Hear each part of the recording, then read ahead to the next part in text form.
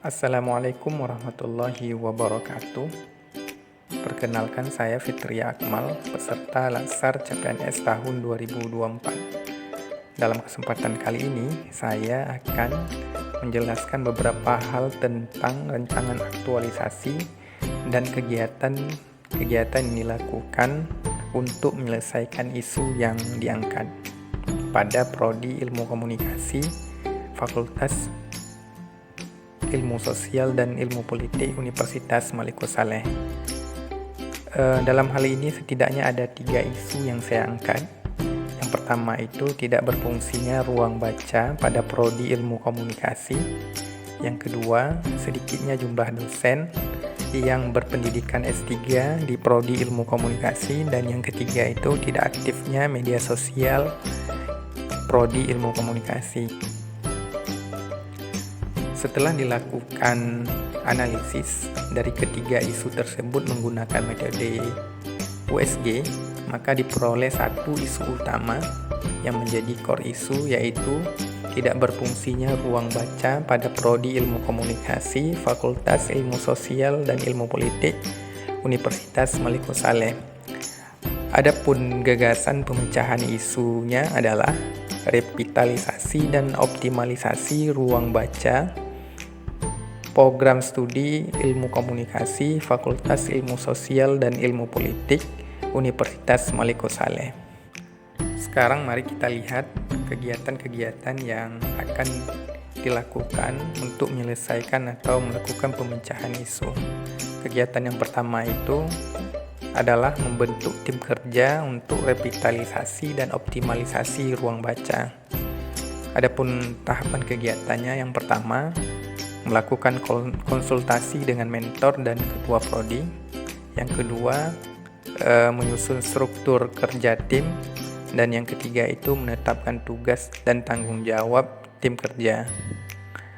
Adapun outputnya, yang pertama itu mendapatkan masukan dari mentor. Kemudian output yang kedua dari menyusun struktur tim kerja adalah terbentuknya satu struktur tim kerja. Dan yang ketiga, outputnya adalah adanya SK untuk tim kerja. Nah, sekarang untuk kegiatan kedua di sini ada revitalisasi ruang baca. Adapun tahapan-tahapannya yang akan dilakukan, yang pertama berkonsultasi dengan mentor terkait rencana revitalisasi ruang baca. Outputnya nanti akan adanya masukan dan catatan dari mentor. Dan tahapan yang kedua yaitu pembersihan dan penataan ruang baca. Adapun outputnya, ruang baca dengan suasana yang baru dengan buku yang sudah tersusun berdasarkan kategori. Adapun tahapan yang ketiga menyusun buku sesuai dengan kategori. Nah, yang selanjutnya yaitu kegiatan ketiga, saya akan melakukan inventarisasi buku. Adapun tahapan kegiatannya, yang pertama melakukan konsultasi dengan mentor. Outputnya mendapatkan masukan catatan dari mentor. Kemudian adapun tahapan yang kedua membuat direktori buku. Adapun outputnya dokumentasi direktori buku yang ada di ruang baca.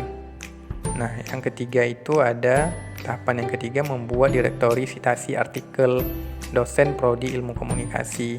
Nanti outputnya bakalan ada dokumen direktori jurnal ya, dengan berupa link akses ke Google Scholar dosen di ilmu komunikasi. Yang keempat itu ada kegiatan keempat, yaitu penyusunan aturan dan tata tertib ruang baca. Nah, di sini tahapan-tahapannya, yang pertama itu melakukan konsultasi dengan mentor. Sama seperti sebelumnya, outputnya itu mendapatkan masukan dan saran dari mentor. Kemudian tahapan yang kedua menyusun draft aturan dan tata tertib ruang baca. Nah, outputnya di sini adanya nanti rancangan awal tentang aturan dan tata tertib ruang baca tersebut. Adapun tahapan yang ketiga melakukan finalisasi aturan dan tata tertib ruang baca. Adapun outputnya yang didapat nanti peraturan jadi ya dari tata tertib dan aturan ruang baca tersebut. tahap kegiatan selanjutnya yaitu peluncuran ruang baca.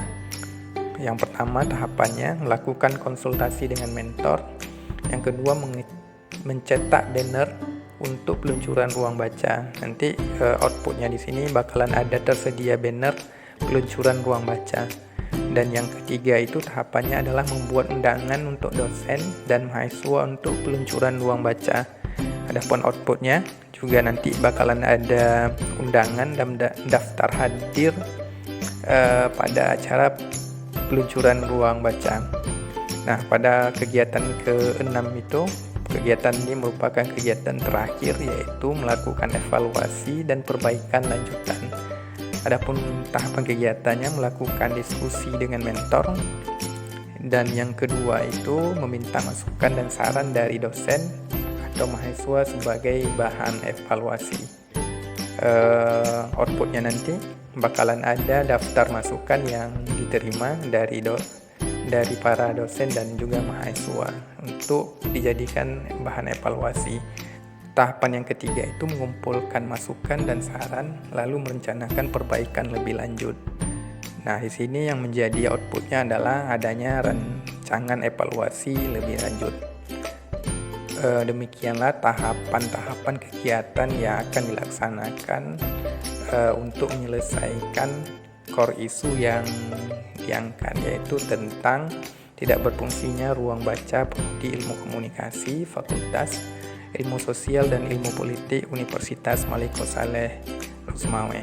Sekian penjelasan tentang rancangan aktualisasi dan kegiatan. Saya akhiri. Assalamualaikum warahmatullahi wabarakatuh.